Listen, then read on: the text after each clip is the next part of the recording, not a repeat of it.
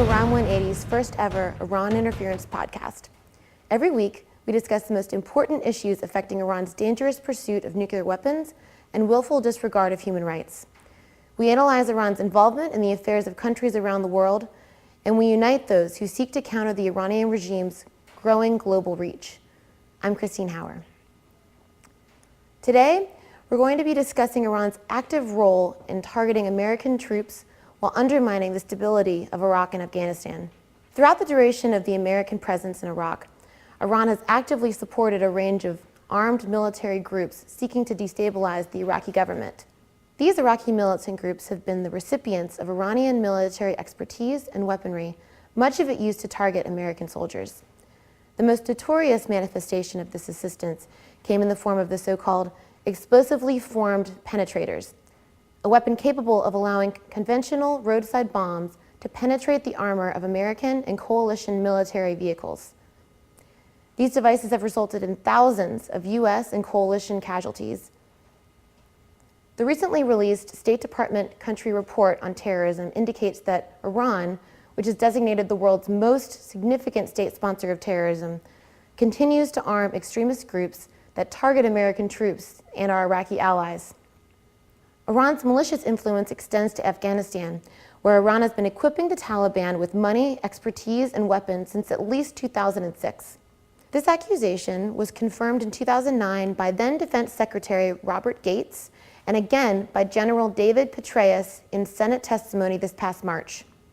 American allies have also accused Iran of meddling in Afghanistan. In August of 2011, Bloomberg News quoted a British member of parliament claiming that Iran has been teaching the Taliban in the use of surface-to-air missiles and may now be supplying the militant group with advanced weapons. Americans fighting to establish a stable democratic government in Afghanistan are now operating in the most dangerous atmosphere the country has seen in the past decade.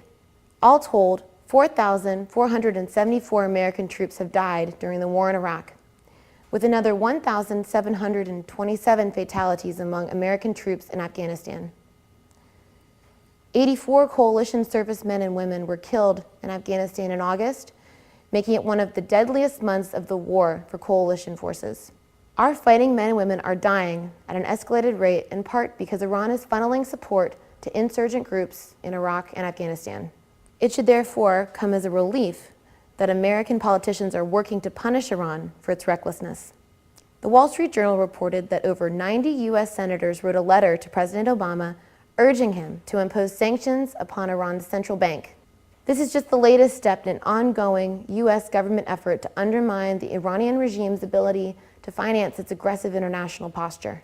As the daughter of a lieutenant in the United States Navy and a former cadet of the U.S. Naval Academy, the loss of our service personnel touches me deeply. At this critical moment in history, when citizens from across the Middle East have fought against repressive dictators to implement democracy, it is important that we see the Iranian regime for what it is, a repressive state that is a significant threat to its own people and to regional and international stability. It is important that the international community condemn such actions by Iran's leaders, joining together to force Iran to do a 180 and immediately stop it from interfering in the affairs and security of countries worldwide. For Iran 180, I'm Christine Hauer.